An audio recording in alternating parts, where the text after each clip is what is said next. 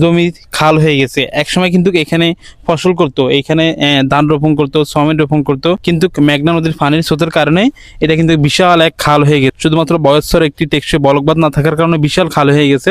এবং এই একটা বাড়ি এখানেও অনেকগুলো গাছ পড়ে গেছে, যেখানে বর্তমান প্রেক্ষাপটে কেউ কাউকে 1 বিঘত জায়গা ছাড় দেয় না, কেউ কাউকে একটি গাছ ছেড়ে দেয় না। সেখানে কয়েক শত শত গাছ এভাবে খালে পড়ে গেছে। অর্থাৎ এই যে এই খালটি দেখতেছেন, এটি কিন্তু 2 মাস আগেও খাল ছিল না, ছোট্ট একটি নালা ছিল। সেই নালা থেকে এখন বিশাল দূরত্বের একটি খাল হয়ে গেছে। অর্থাৎ মেঘনা নদীর পানি কিন্তু সরাসরি এখান দিয়ে আসতেছে এবং সামনে কিন্তু আরও বড় হবে। যে খালটি আছে সেই খালটি সামনে আরও বড় হবে, প্রায় বিশাল লম্বা হয়ে গেছে।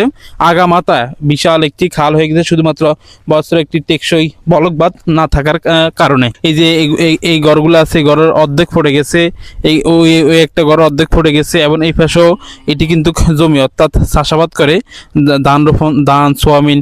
এই অত্র অঞ্চল মানুষ বেশিরভাগই ধান সোয়াবিনের উপরে নির্ভরশীল। এই দুই চাষই এই অত্র অঞ্চলে বেশি হয় এই এলাকাতে। কিন্তু এই জমিগুলা ভেঙে যাচ্ছে, খালে পড়ে যাচ্ছে, খাল আরও লম্বা হয়ে যাচ্ছে, আস্তে আস্তে আস্তে আস্তে আরও লম্বা হয়ে যাচ্ছে।